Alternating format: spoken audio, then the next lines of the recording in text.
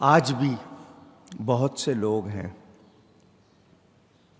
جن کو فرصت نہیں ہے دین کے خلاف باتیں کرنے سے، جو ہذیان یعنی اپنا گند اپنی زبان سے نکالتے ہیں لفظوں کی صورت میں، لوگوں کو بھڑکاتے ہیں، اشتعال دلاتے ہیں، کبھی دین کے خلاف بات، کبھی اخلاق کے خلاف بات، کبھی دین کے کسی خاص رکن کے خلاف باتیں، یہ آج بھی کرتے ہیں۔ تو وہ لوگ بھی ہیں جو ان کو جواب دیتے ہیں۔ ڈاکٹر اقبال، علامہ ڈاکٹر محمد اقبال، ان کی شاعری آپ کے سامنے ہے۔ تحریک پاکستان میں اس شاعری نے بہت کام کیا، لوگوں کی ذہن سازی کی، یعنی ذہن بنائے۔ انہوں نے شکوہ لکھا اللہ کی بارگاہ میں، جس کو شکایت کرنا بڑا اس پہ شور ہوا، تو پھر انہوں نے اس کا جواب بھی لکھا، جواب شکوہ بھی لکھا۔ اسی طرح ہمیں اور بھی شاعری ملتی ہے، غالب، میر، فلاں فلاں فلاں، انہوں نے غزلیں کہیں ادھر ادھر کی، تو مار جاؤ، جو بھی ہے، لیکن وہ لوگ بھی ہوئے جنہوں نے دین کے لیے لکھا، نبی پاک کی نعت کے لیے لکھا، اولیاء کے مناقب لکھے، اچھی باتیں لکھی۔ اب سخت کلام، اعلیٰ حضرت نے بھی شعر کہا نا قرآن اور حدیث کی روشنی میں، دشمن احمد پہ شدت کیجئے، ملحدوں کی کیا مروت کیجئے، غیظ سے جل جائیں بے دینوں کے دل، یا رسول اللہ کی کثرت کیجئے۔ کیونکہ یہ آپ یا رسول اللہ کا نعرہ لگاتے ہیں تو ان کو اچھا نہیں لگتا، ان کے دل جلتے ہیں۔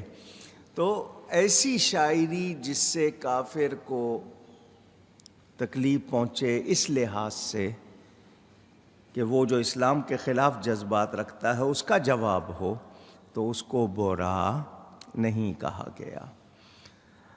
آج یہ بات کر رہا ہوں، آپ نے پہلے بھی سنی ہوئی ہے، بہت سے لوگ ہیں تقریروں میں حضور کی شان کے خلاف باتیں کرتے ہیں، ہم وہاں جا کر اعلیٰ حضرت کا لکھا ہوا کلام، نعتیہ کلام پڑھ دیتے ہیں، ان کی محنت برباد ہو جاتی ہے۔ تو جواب دینا ہے، اور پھر حضور صلی اللہ علیہ وسلم کی نعت شریف پڑھنا، سننا تو بہت اچھی بات ہے، بشرطے کہ وہ صحیح ہو، پڑھنے والے بھی صحیح ہوں، کلام بھی صحیح پڑھا جا رہا ہو، ماحول بھی صحیح ہو۔ آج کل نعت خوانوں نے، اب تو سدھر گئے کافی، بڑے عجیب عجیب لباس پہننے شروع کر دیے تھے۔ کچھ نعت خوان ہیں وہ جو اسٹیج پہ جائے تو ٹوپی پہن لی، اس کے بعد ٹوپی کا پتہ نہیں ہے، پتلون پہن کے اور گھوم پھر رہے ہیں، سگریٹیں پی رہے ہیں یا دوسری حرکتیں کر رہے ہیں۔ تو جب عزت نعت شریف سے کما رہے ہو تو پھر اس کا خیال کرو۔ اور میں اس حوالے سے نعت خوانوں کے لیے صرف ایک جملہ کہا کرتا ہوں کہ نعت یہ سمجھ کے پڑھو کہ ہم نبی پاک صلی اللہ علیہ وسلم کو سنا رہے ہیں۔ ان کے سامنے جس طرح نعت پڑھو گے، بس اگر وہ احساس ہے تو سب خیریت ہے۔ جس طرح ان کے سامنے نہیں پڑھ سکتے یا جو کلام ان کے سامنے نہیں پڑھ سکتے، وہ پڑھنے کی ضرورت نہیں، اور وہ انداز اختیار کرنے کی ضرورت نہیں۔ موسیقی کا شوق ہے تو پھر نعت پر نہ آزماؤ اس کو، کیونکہ یہ نعت شریف ہے، اس کو پڑھنا بھی ادب سے ہے، اس کو سننا بھی ادب سے۔ یہ جو کچھ ہو رہا ہے مارکیٹ میں، یہ نعت خوانی کے نام پر جو کچھ ہو رہا ہے، اس کی کسی عالم نے حمایت نہیں کی ہے۔ کون سا کلام ہے، کس انداز میں پڑھ رہے ہیں، وضو ہے نہیں ہے، لباس صحیح ہے نہیں ہے، صرف اسٹیج پہ جا کے نعت خوان اور باقی پتہ ہی نہیں ہے، تو یہ حرکتیں درست۔ اعلیٰ حضرت فاضل بریلوی رحمۃ اللہ علیہ کے سامنے کسی نے نبی پاک کی محبت میں کلام پڑھا، اور اس کلام میں یہ بتایا کہ مجھے حضور صلی اللہ علیہ وآلہ وسلم سے اتنی محبت ہے کہ میں یہ کروں، میں وہ کروں۔ کلام سننے کے بعد اعلیٰ حضرت نے فرمایا جو کچھ آپ نے کہا اگر واقعی آپ کا یہ حال ہے تو آپ جیسا تو بندہ ڈھونڈے سے نہیں ملے گا۔ اگر واقعی آپ کے یہ جذبات ہیں اور یہی آپ کا حال ہے تو آپ جیسا بندہ تو ڈھونڈے سے نہیں ملے گا، اور اگر یہ سب کچھ نہیں ہے، صرف کہا ہے، تو سوچیں آپ نے کس سے کہا ہے۔ کچھ آپ کو احساس ہے کہ آپ نے کس کے ساتھ ایسا کیا ہے؟ کیا مطلب کہ یہ کوئی کھیل نہیں ہے۔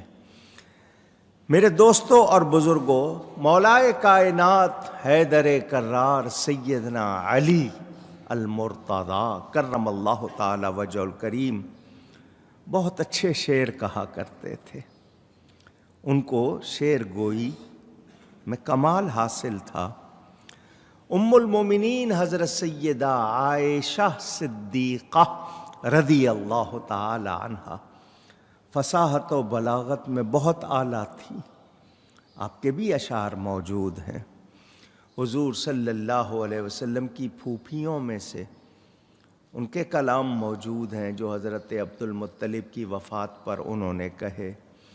خود سیدہ کائنات حضرت سیدہ فاطمہ زہرا رضی اللہ تعالی عنہا کے ابیات ملتے ہیں۔ تو شعر گوئی کون سی مذموم ہے، یعنی کون سی شاعری بری ہے جس میں کوئی فائدہ نہ ہو، جس میں کوئی اچھی بات نہ ہو، اور جو ویسے ہی لفظوں کو جوڑ دیا گیا ہے تو یہ کوئی کمال نہیں ہے۔ میرے دوستوں اور بزرگوں، حضور اکرم صلی اللہ علیہ وآلہ وسلم اللہ تعالیٰ کی عطا سے جو کمال رکھتے ہیں گفتگو کا، علم کا، زبان کا، ہر طرح، وہ مخلوق میں کسی اور کے پاس نہیں ہے۔ تو ہم جان لیں کہ ان کے کلام کو ہم شاعری نہیں کہیں گے۔ قرآن میں اللہ تعالیٰ نے شاعروں کو گمراہ فرمایا ہے، مگر ساتھ ہی فرما دیا إِلَّا الَّذِينَ آمَنُوا وَعَمِلُوا الصَّالِحَاتِ وَذَكَرُوا اللَّهَ كَثِيرًا، مگر وہ لوگ جو ایمان لائے اور ایمان لا کر انہوں نے اچھے کام کیے اور بہت زیادہ اللہ کا ذکر کیا، اللہ کو یاد کیا۔ وَانْتَصَرُوا مِن بَعْدِ مَا ظُلِمُوا، اور بدلہ لیا بعد اس کے کہ ان پر ظلم ہوا۔ میرے دوستوں اور بزرگوں، شاعری، شعر گوئی، شعر کہنا انبیاء کے شایان شان نہیں ہے۔ شاعری نبیوں کے شایان شان، اونچی کہہ دیجئے، نہیں ہے۔ حضور صلی اللہ علیہ وسلم نے شعر بنائے نہیں، شعر کہے نہیں، پڑھے ضرور ہیں، پڑھے ضرور ہیں۔ اور حضور صلی اللہ علیہ وسلم کے ارشادات ایسے کہ اس پر شاعری بھی قربان، یعنی ان میں ایسی خوبی تھی کہ لگتا تھا کہ کتنا موزوں کلام ہے۔ اور یہ یاد رہے وہ لوگ جو شاعری کو کہتے ہیں، آج کل ایک جملہ کہا جاتا ہے کہ شاعر تلمیذ الرحمن ہے، یعنی شاعر اللہ کا شاگرد ہے۔ ایسی کوئی بات، اونچی کہہ دیجئے، نہیں۔ کسی کو کتنا ہی شعر گوئی پر کمال ہو، شعر کہنے پر کتنا ہی کمال ہو جائے، وہ اس کی اپنی جو اس نے محنت کی ہے اس کو یہ کہیں کہ یہ خدا کا شاگرد ہے، ایسی کوئی بات نہیں۔ ہاں، الہامی کلام ہوتا ہے، الہامی کلام الہامی کلام کا کیا مطلب؟ جو دل میں ڈال دیا جائے، جو دل میں. اب مثنوی پڑھیں مولانا روم رحمۃ اللہ علیہ کی، اس کو اکثر لگتا ہے کہ یہ الہامی ہے، یعنی ان کو خاص مہربانی حاصل تھی اللہ کی طرف سے، قرآن کی انہوں نے ترجمانی کی، دین کی باتیں لوگوں کو سمجھائیں، اخلاق کی. شیخ سعدی رحمۃ اللہ علیہ، مولانا جامی رحمۃ اللہ علیہ، اور اعلیٰ حضرت فاضل بریلوی، یہ وہ ہستیاں جن کے کلام میں ایسی باتیں ملتی ہیں.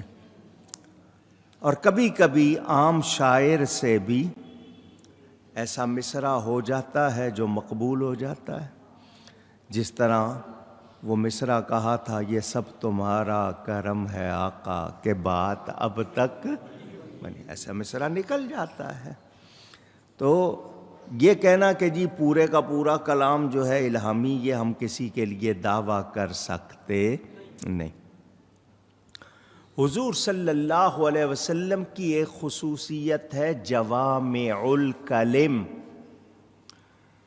جوامع الکلم کا مطلب کہ حضور صلی اللہ علیہ وسلم کم لفظوں میں بڑی بڑی باتیں فرماتے تھے. مختصر جملہ لیکن اس میں علوم جمع ہونا، یہ ان کی خاصیت تھی. اور جب وہ کلام فرماتے تو آگے کسی کو جرأت نہیں، اور ویسا کلام کسی اور کا عبارت ہو، لہجہ ہو، اس کی موزونی ہو، یہ حضور صلی اللہ علیہ وسلم کے کمالات میں سے ہے. لیکن آپ شعر بناتے نہیں تھے، شعر کہتے. میں نے آپ کو شعر سنایا تھا نا اعلیٰ حضرت کا، پھر سنا دیتا ہوں کہ حضور صلی اللہ علیہ وسلم کے سامنے وہ لوگ تھے جن کو اپنی زبان دانی پر دعویٰ تھا کہ ہم بڑے فصیح، بہت صاف ستھرا، عمدہ بولنے والے ہیں، اور دوسروں کو وہ اپنے سامنے گونگا سمجھتے تھے کہ ہمارے سامنے بول نہیں سکتا کوئی، ہم اہل زبان ہیں، ہم یہ ہیں، ہم وہ. جب انہوں نے میرے پیارے نبی پاک صلی اللہ علیہ وآلہ وسلم کا کلام سنا تو ان کو اندازہ ہو گیا کہ ہم کچھ بھی. اعلیٰ حضرت فرماتے ہیں، تیرے آگے یوں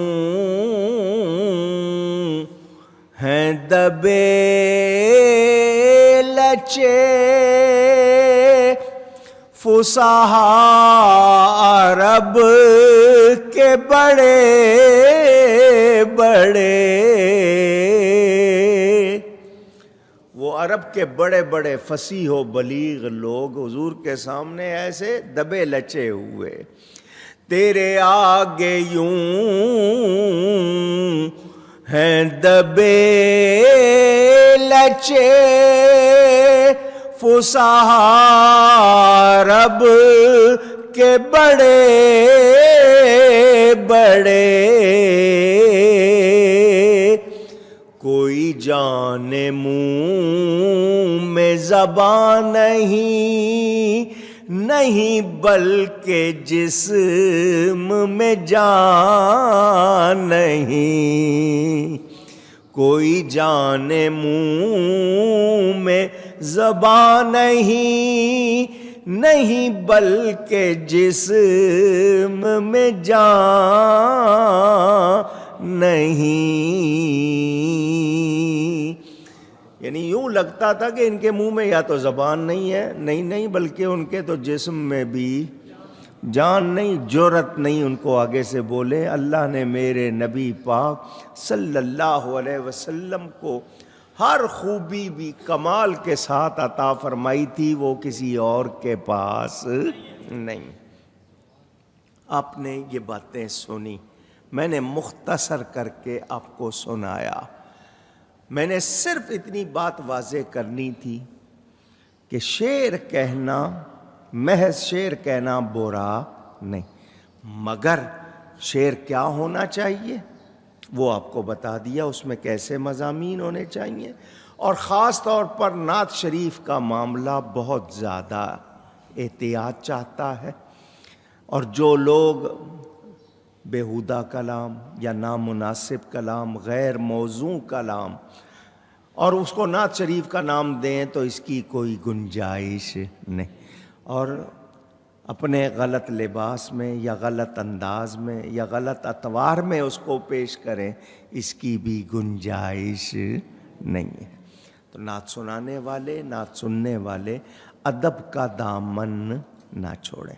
अब अगली आयत जो इस सूरत की आखिरी आयत है उस पे बात करनी है। आपने ये भी सुन लिया कि शायर जो कहते हैं वो करते नहीं, तो ये तो और ज़्यादा मामला ख़राब हो गया कि कुरान तो कहता है लिमा तक़ूलूना मा ला तफ़अलून, वो क्यों कहते हो जो करते नहीं, और इनका कहना ही वही होता है जो ये करते। तो इसमें और ज़्यादा इन पर वबाल आ गया, तो झूठी बात करना और ज़्यादा झूठ का भी गुनाह हो गया, और फिर उस पर आगे लोगों को सुनाना या लोगों में फैलाना उसका भी गुनाह।